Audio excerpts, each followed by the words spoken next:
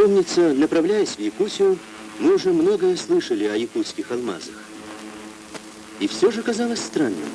Алмазы в Якутии? Но под крылом нашего самолета лежала не Индия, не Южная Африка и не бельгийская Конго, с которыми еще со школьной скамьи связаны наши представления о добыче алмазов. Лежала суровая северная земля.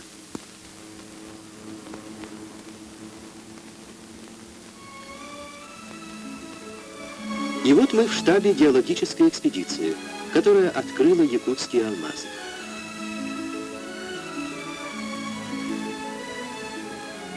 Познакомьтесь, начальник экспедиции Бондаренко. Секретарь Нюрбинского райкома партии Данилов. За рубежом утверждают, в России нет никаких алмазов, нет кимберлита, то есть алмазоносной породы. Пожалуйста, якутская кимберлит. Лауреат Ленинской премии Юркевич, главный геолог этой экспедиции. Ее называют Амакинской. Амака, по-ивентийски, медведь. Прежде он был хозяином этих мест. Но теперь нет, теперь уже не медведь хозяин.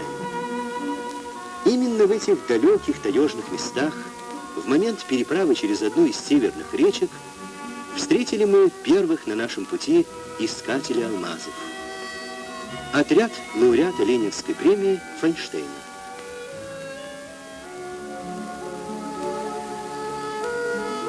Файнштейна мы застали, что называется, врасплох. Он даже побриться не успел.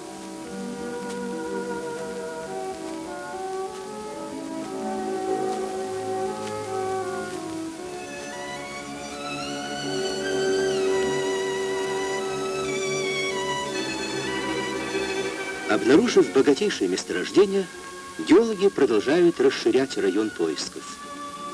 Шаг за шагом, по нехоженным тропам, взбираясь в горы, идут они в этом таежном безмолвии, в суровом краю непуганных птиц. Алмазы встречаются и на поверхности земли, в виде россыпи, но коренные месторождения, трубки кимберлита, нередко скрыты от глаз человека. Говорят, надо иметь много мужества, чтобы увидеть невидимое. Но ведь и само слово «алмаз» в переводе с греческого означает твердейший, непобедимый, и люди здесь такие же. Они сумели доказать вещи и слова Ломоносова, что и в наших северных полуночных землях есть драгоценный алмаз.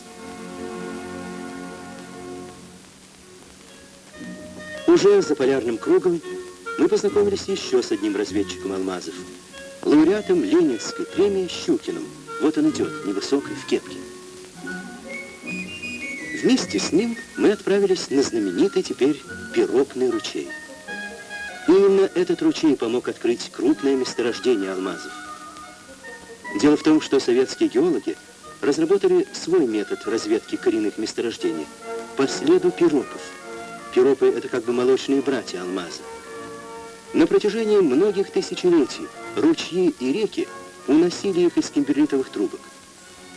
Видите, красные камешки — это пиропы, спутники алмазов. Есть свои спутники у алмазоискателей, местные жители, проводники Каюры.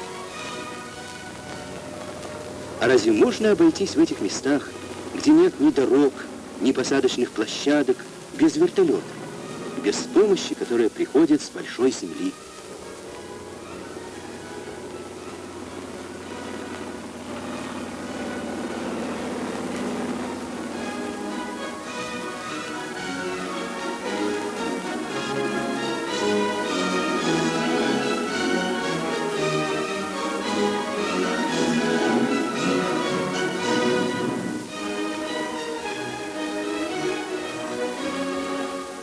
Вертолет доставляет сюда и письма, и газеты, и продовольствие.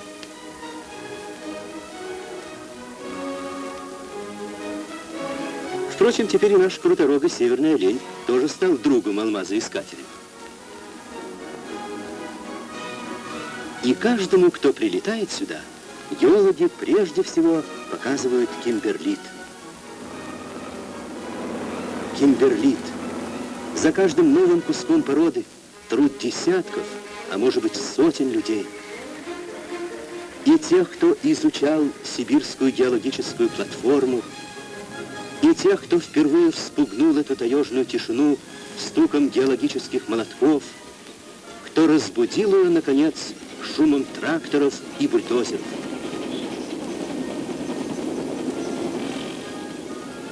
Благодаря открытию алмазов началось на этих болотах строительство дорог.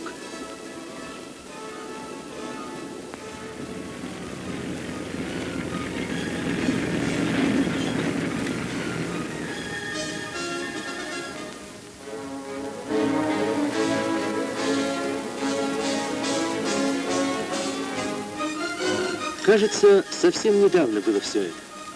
Пришли сюда геологи, зачерпнули из ручья горсть песка, а в нем пиропы. Это была удача.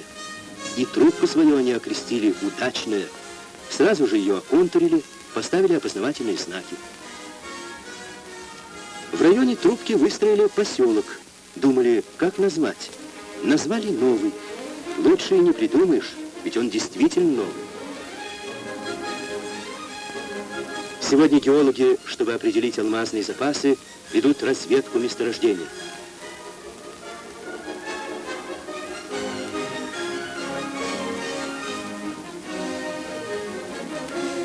Трудно поверить, что в этом жидком месиве таятся драгоценные камни. Пока шла обработка кимберлитового песка, мы узнали интересные факты. Оказывается, в каждом кубометре породы, в среднем на любом месторождении, содержится от 3 до 5 алмазных зерен. В природе встречаются камни от сотых долей карата до нескольких тысяч, а карат — это 1/5 грамма. Подсчитано, что с момента открытия алмазов на всей Земле добыто больше полумиллиарда карат, главным образом в Южной Африке. И еще цифра. Мировая добыча алмазов достигает теперь 20 миллионов карат в год. Мы поинтересовались, а сколько же даст Якутия? Говорят так, десятки кимберлитовых трубок, которые уже найдены в Якутии, ничем не отличаются от наиболее богатых южноафриканских месторождений. Они разрабатываются почти 100 лет, и до сих пор нет никаких признаков истощения.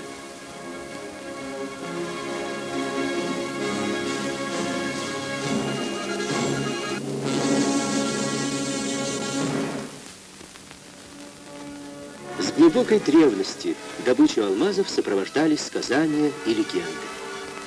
Но в тропических странах люди и понятия не имели о тех трудностях, которые встают перед алмазоискателями в Якутии.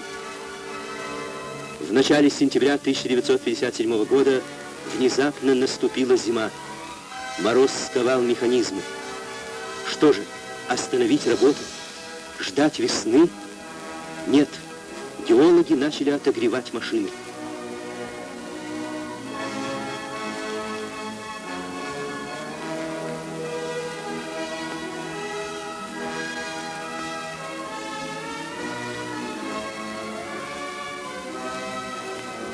Упорный, трудный спор с природой завершился победой геологов.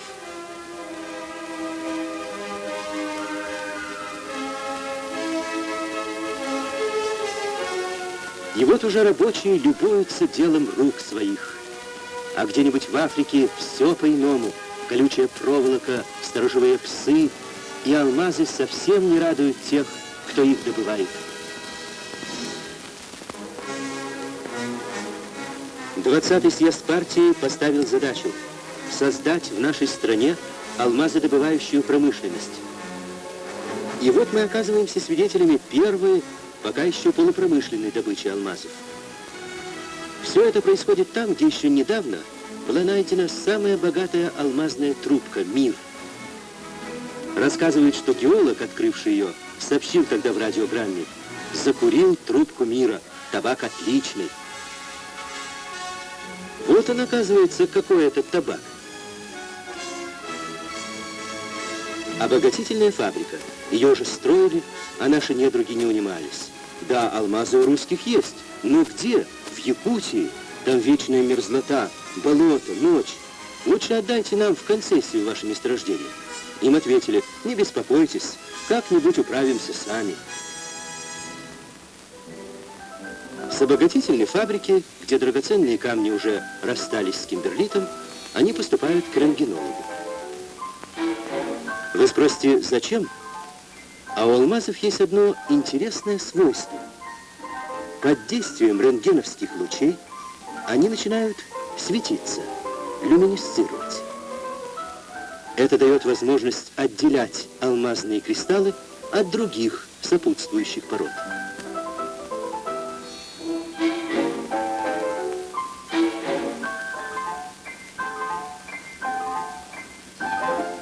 Алмазная лаборатория. Ее называют Алмазный институт. Во главе лаборатории награжденный орденом Ленина минералог Гневушев. Всякому более-менее крупному кристаллу здесь дается имя. Оно записывается в паспорт и нередко становится международно известным. По своему химическому составу алмаз то же самое, что и уголь. Но частицы вещества природа расположила в нем иначе, чем в угле. Кристаллы эти, так же как и дождевые капли, рассеивают свет. Отсюда игра, сияние алмазов. Их нельзя растворить ни в какой жидкости. И горят они только при температуре 800 градусов, да и то в сплаве селитры.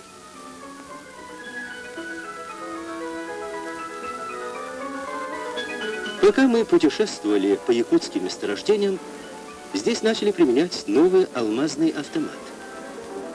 Внутри этого автомата помещено рентгеновское устройство для сортировки камней.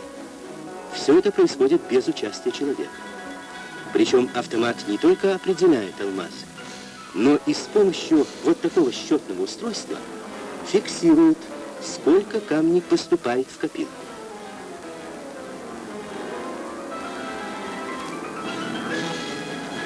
Чистые алмазы. Якуты называют их солнышками.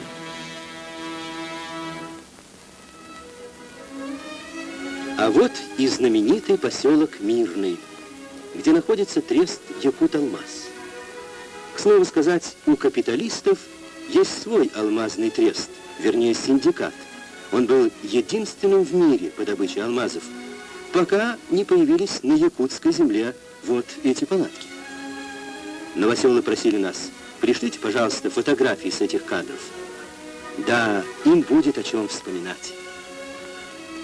И о том, как думали сначала построить вот здесь, где эти палатки, город, а потом выяснилось, что и тут тоже алмазы. И как после долгих обсуждений решили назвать новый город Алмазоградом.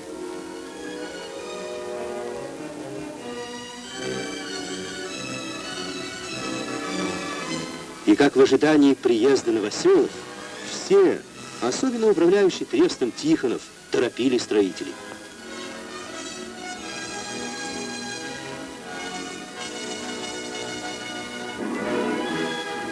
В старину, когда закладывали новый дом, бросали иногда в землю золотую монету, камешек драгоценный, на счастье.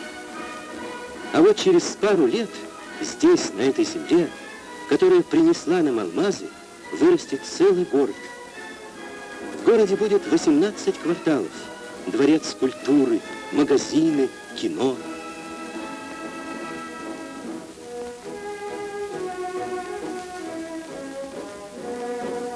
Люди съезжаются сюда отовсюду.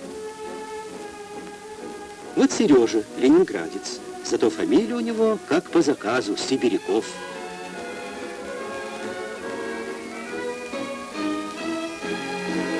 Геологи, муж и жена Харченко решили здесь обосноваться надолго, может быть, на всю жизнь. Скоро вот сына с большой земли привезут. Тут всем дела хватит, и детям, и внукам. Кстати, о детях и об алмазах. Любопытный факт. Когда-то именно дети помогли открытию алмазных месторождений. Вот такие же девчушки играли на берегу, и одна из них нашла камень. Оказалось, алмаз. Было это очень далеко отсюда, в южноафриканском селении Кимберли. С тех пор алмазную породу и стали называть кимберлит. Этот проспект прорубили в тайге ленинградцы. И называться он будет Ленинградским, а рядом Московский. Москвичи тоже не согласны, чтобы была просто улица, непременно проспект. Много интересного в этом городе. Но мы хотим познакомить вас только еще вот с Олей. Подобно тому, как родившаяся здесь Оля делает свои первые шаги, радуя сердце матери, в жизнь нашу вступает сейчас ее подрастающий сверстник, якутский алмаз. Что принесет он нам? Прежде всего, необыкновенный рост производительности труда. Ведь алмазный резец дает в сотни раз больше продукции, чем любой инструмент из твердых сплавов. Вот какую судьбу готовим мы нашим отечественным алмазам. А прежде как было, помните? Даже стихи есть об этом. Не ты ли в прошлые года сверкал средь мишуры блестящей? Поверь, алмаз, тебе тогда цены не знали настоящей. Был камень аристократ, стал камень труженик. Но лишь теперь в достатке получат его наши заводы, потому что недавно в нашей стране еще не было алмазодобывающей промышленности. Теперь она есть.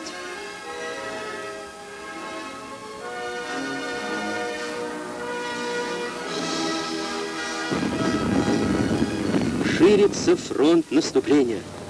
Искатели идут все дальше и дальше. Разведка продолжается. Когда-то Чехов, мечтая о счастливом будущем человечества, писал: «Мы еще увидим небо в алмазах».